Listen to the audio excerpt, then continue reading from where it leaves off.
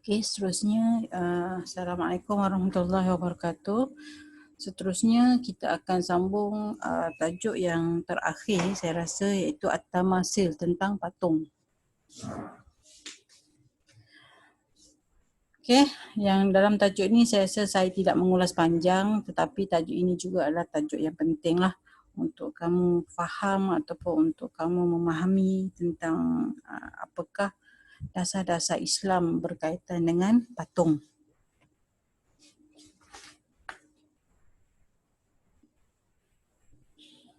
Okey, At-Tamathil.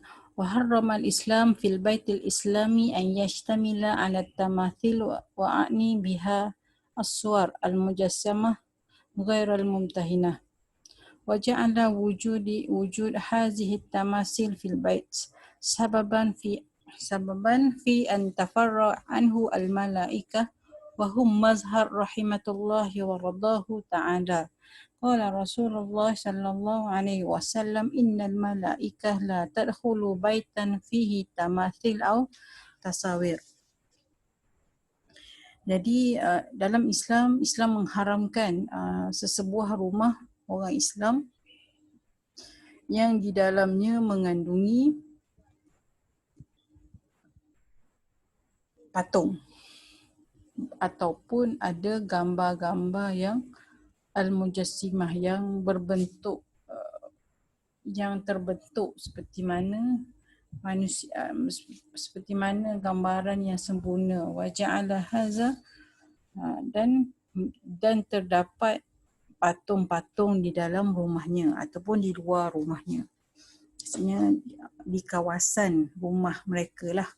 Sebab apa? Sebab tafarra'anul malaikah, kerana malaikat ini akan menjauhkan diri mereka daripada mendekati ataupun memasuki rumah tersebut. Wahum mazhab, bahkan tidak mendapat keredaan Allah Subhanahu Wa Taala. Apabila malaikat menjauh daripada rumah dia, maka jauhlah daripada rahmat Allah Subhanahu Wa Taala. Di mana ada hadis Nabi SAW yang menyebutkan bahawa innal malaikah la tadkhulu baitan fi tamathil aw tasawir. Sesungguhnya para malaikat ini tidak akan memasuki rumah-rumah yang ada padanya patung-patungan dan juga gambar-gambar. Qala al-Qurtubi fil Mufham, innama lam tadkhul al-malaikah al-baitul ladzi fihi surah لأن متخذها قد تشبهوا بالكفار لأنهم يتخذون في الصور في بيوتهم ويعظمونها فكرهت الملائكة ذلك فلم تدخل بيته حجرا له.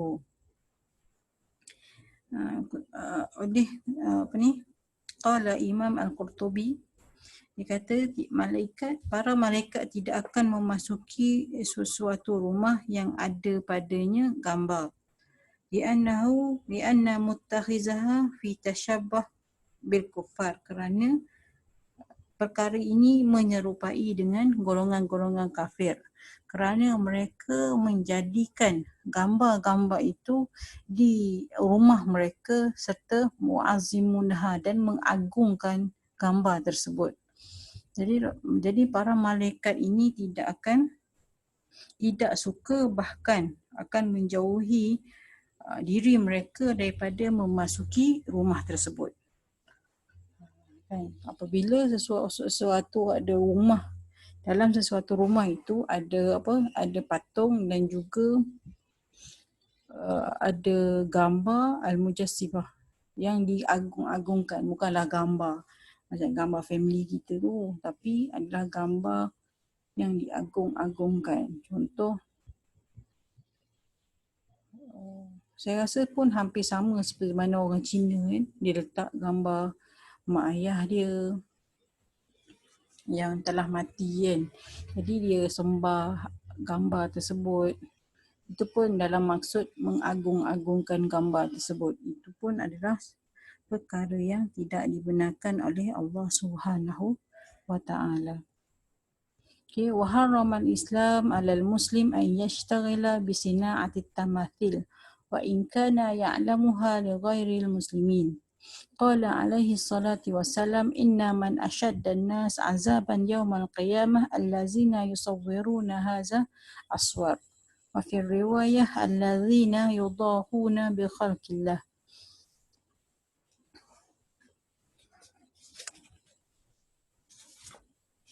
Jadi Islam selain daripada dalam rumah itu tidak boleh ada patung dan juga gambar yang al-mujassimah dan diagung-agungkan. Kan Islam juga mengharamkan orang Islam ini bekerja sebagai tukang pemahat patung. Maksudnya orang yang buat patung tu pun orang Islam haram untuk guna bekerja. Wa in kana ya'lamuha li ghairi muslimin, sekalipun dia tukang itu memahatkan patung itu kepada orang bukan Islam. Qala alaihi salam, kata Nabi Muhammad SAW, sesungguhnya manusia yang paling pedih dikenakan azab pada hari kiamat adalah mereka-mereka yang menggambarkan patung-patung ini. Kan, maksudnya ini adalah suatu ancaman yang besar kepada tukang-tukang patung. Siapa yang bekerja sebagai patung, maksudnya sesiapa yang bekerja membuat patung, maka hukumnya adalah asyadul azabu alaihim. Besarnya pesanan Nabi supaya semua orang Islam ini menjauhi daripada bekerja sebagai patung, bekerja sebagai pembuat patung. Kena hati-hatilah. Wa fi riwayah allazina yudahuna bi khalqillah. Sebab apa? Sebab orang yang menandingi Allah Subhanahu wa ta'ala. Maksud annas itu adalah mereka yang menandingi ciptaan Allah Subhanahu wa ta'ala. Wa akhbara anna man sawwara suratun kulifa yaumul qiyamah an yanfakhu fiha ar-ruh wa laysa binafikhu fiha abadan. Wa ma'na hadza annahu yatlubu alaihi ilaihi an yaj'al fiha hayatun haqiqiyyah. Wa hadza at-takalif alladhi innama huwa lit-ta'jiz wa taqrib. Dan diceritakan ataupun dikhabarkan sesiapa yang menggambarkan ataupun membuat patung itu siapa akan dipertanggungjawabkan ke atasnya pada hari kiamat untuk meniupkan roh ke atas patung yang telah dilakukan. Maksudnya seseorang yang sama ada dia buat patung dan juga dia buat lukisan yang menggambarkan patung lah kan, sebab kita cerita pasal patung ni. Jadi dipertanggungjawabkan pada hari kiamat supaya mereka ini meniupkan roh ke atas patung yang telah dibuat. Walaisa binafikhu fiha abadan, dan perkara ini memang mustahil lah pada setiap orang manusia untuk meniupkan roh kepada setiap jasad. Wa makna haza, jadi maknanya ini menunjukkan bahawa ia merupakan suatu penghinaan Allah Subhanahu wa ta'ala kepada mereka yang mencipta patung. Maksudnya Rasulullah Allah ini sengaja mencabar mereka, iaitu orang yang buat patung ini, supaya meniupkan roh. Kau mampu ke buat roh? Kau mampu ke menghidupkan patung yang telah kau buat? Macam tu. Jadi adalah untuk membesarkan ta'zimullah, untuk memperbesarkan, mengagungkan Allah Subhanahu wa ta'ala, di mana Allah Subhanahu wa ta'ala ini mampu meniupkan roh ke atas jasad-jasad yang diingini, dan juga mampu untuk menarik kembali kan. Maksudnya dia mampu tiupkan roh dan juga dia boleh ambil, kan. Di mana seorang manusia dia boleh memberikan nyawa kepada sesuatu jasad dan dia boleh ambilnya kembali. Begitu. Jadi ini adalah suatu perumpamaan ataupun suatu perumpamaan kepada mereka yang membuat patung, bahawa saya rasa ini adalah suatu bentuk penghinaan kepada pembuat-pembuat patung, supaya mereka adakah mereka mempunyai kuasa untuk menghidupkan patung-patung yang telah mereka ukir tadi. Jadi jelas, jadi dalam kes ini, dalam kes patung ni, pertama kamu kena faham adalah Islam tidak membenarkan patung berada di dalam rumah dan juga berada di luar daripada rumah. Maksudnya di dalam kawasan rumah, tidak dibenarkan. Yang kedua, haram orang Islam bekerja untuk membuat patung, sama ada untuk orang Islam ataupun untuk orang bukan Islam. Itu saya nak kamu faham dua perkara, okey?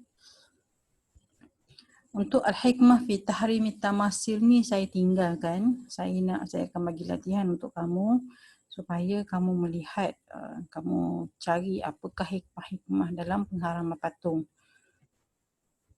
Okey, seterusnya adalah Nahjul Islam fi takhlidil azma.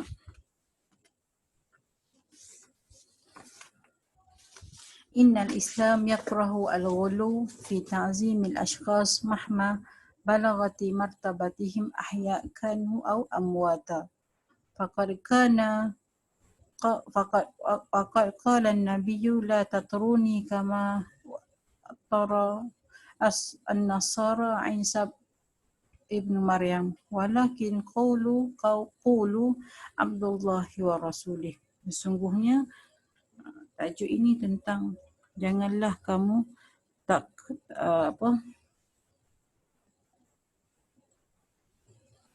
janganlah kita membesar-besarkan golongan-golongan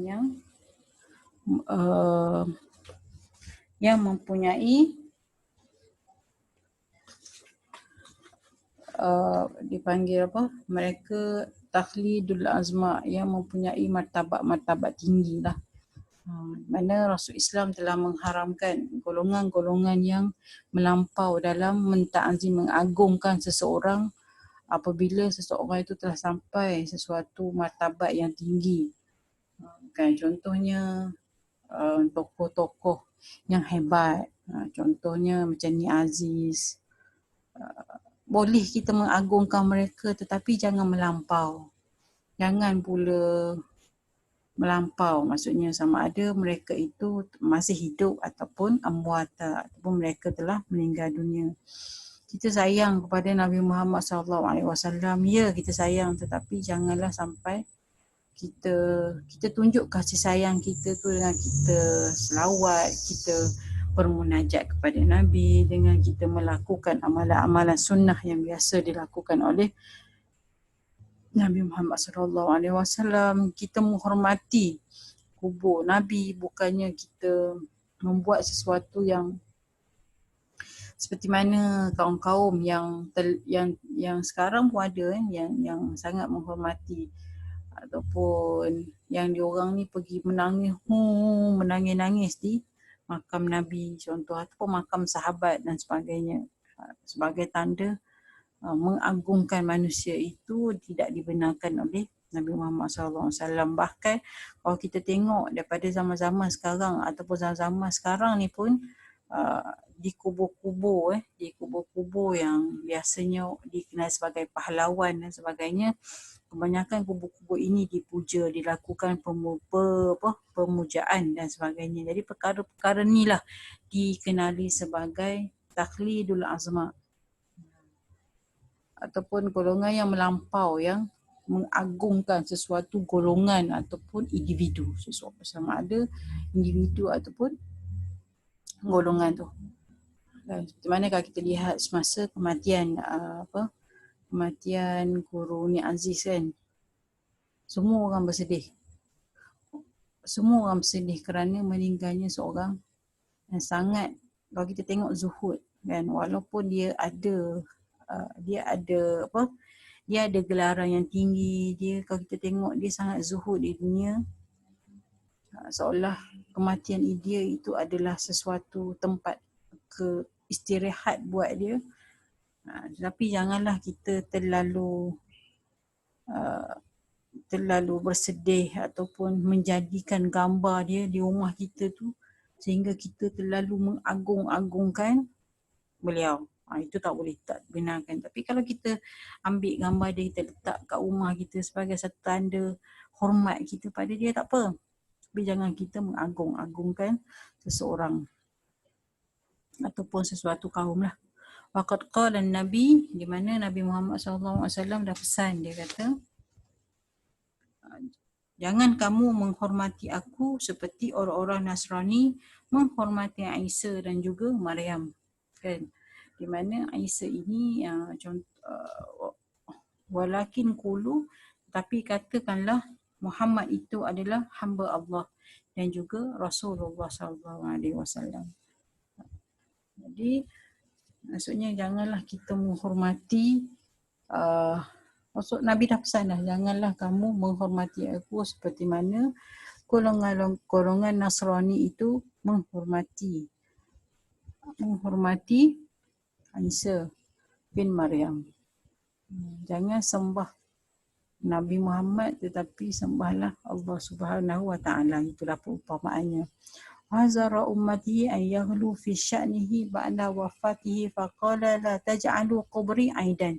Janganlah kamu menjadikan kubur aku itu sebagai tempat hari raya. Jangan jadikan kubur dia tu, kubur baginda, sebagai sangkuk bunga, letak lilin. Itu pun tidak dibenarkan. Kau sekadar kita nak ziarah, tak apa. Wada'a rabbihi faqala Allahumma la taj'al qubri wathanan ya'bud. Jadi Rasulullah baginda juga telah berdoa kepada Allah Subhanahu wa Ta'ala,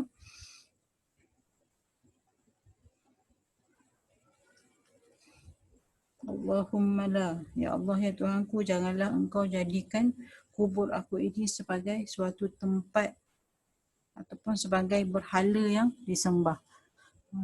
Kan Rasulullah dah kata dah, jangan berlampau-lampau dalam kita menghormati sesuatu. Janganlah jadikan kubur aku ini sebagai tempat penyembahan. Itu tidak dibenarkan.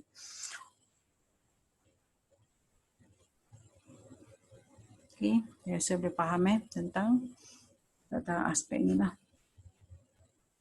Seterusnya, ini saya rasa antum semua boleh abai sebab dia terlalu panjang. Dia cerita dia tapi dia sebut tentang yang sama. Maksudnya dia huraian dia terlalu panjang tetapi penjelasannya adalah seperti mana yang saya jelaskan dalam page sebelum ini. Okay, ar-rukhsah fi la'ibul atfal. Apa ar-rukhsah? Ar-rukhsah itu adalah suatu rukhsah yang diberikan kepada orang Islam untuk bermain permainan kanak-kanak. Okey.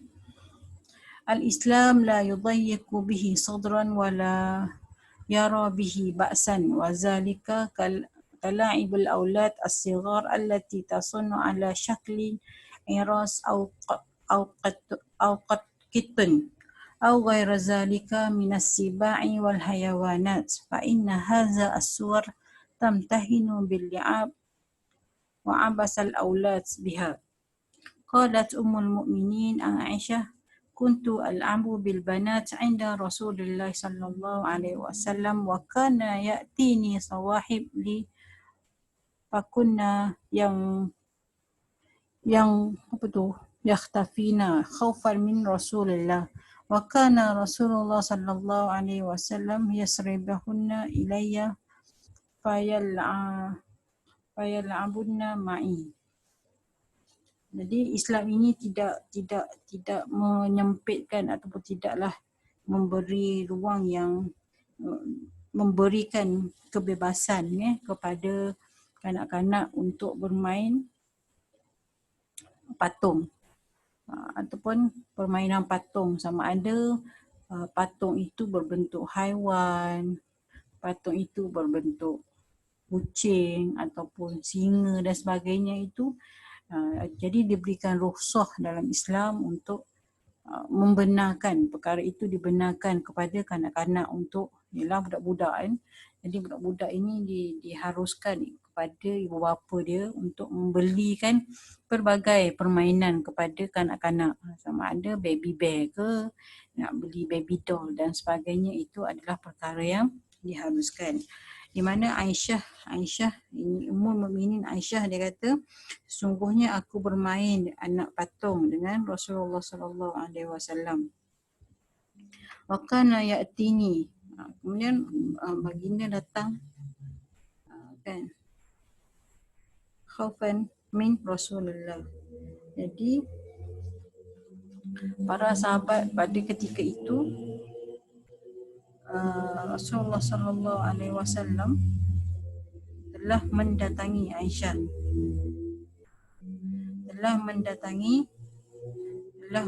telah melihat Rasulullah SAW telah melihat Aisyah bermain dengan anak-anak patung bersama kawan-kawan dia orang lah.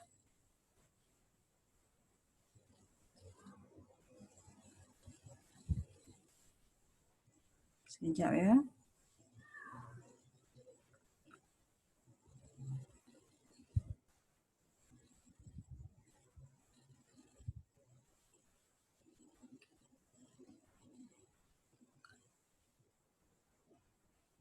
Sesungguhnya Rasulullah SAW ni bertanya bermain dengan anak-anak perempuan, maksudnya boneka baby doll itu di sisi Rasulullah SAW, dan kawan-kawan Aisyah telah datang kepada Aisyah, kemudian mereka menyembunyikan baby doll tersebut kerana takut kepada Rasulullah SAW.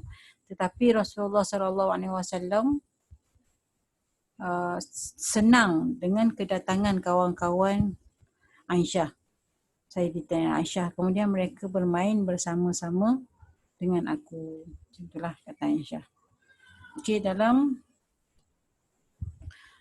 satu hadis, wa fi riwayah anna Nabi qala laha yauman ma hadza, qalat banati, qala wa ma hadza allazi fi wasatahunna, qala fars, qala wa ma hadza allazi alayhi, qalat janahan, qala farsul lahu janahan, qalat aw ma sami'tu annahu kana li Sulaiman bin Dawud khailu laha ajnaha, Allahaka Rasulullah hatta badat nawa jazah izuhu.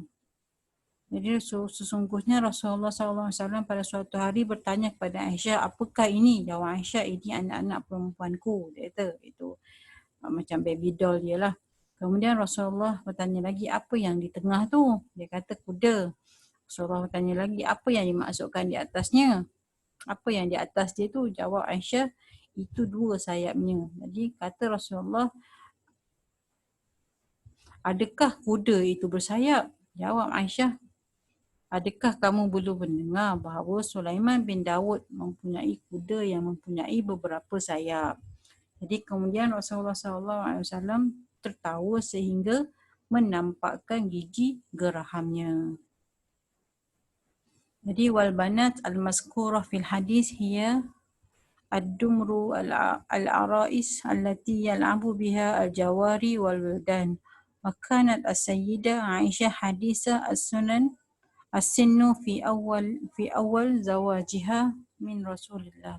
Yang dimaksudkan dengan anak-anak perempuan di sini adalah boneka, itu boneka pengantin ataupun permainan yang biasanya digunakan oleh kanak-kanak kecil. Jadi Aisyah ketika itu kan adalah masih lagi kanak-kanak kecil yang masih bermain dengan anak-anak patung semasa berkahwin dengan baginda sallallahu alaihi wasallam.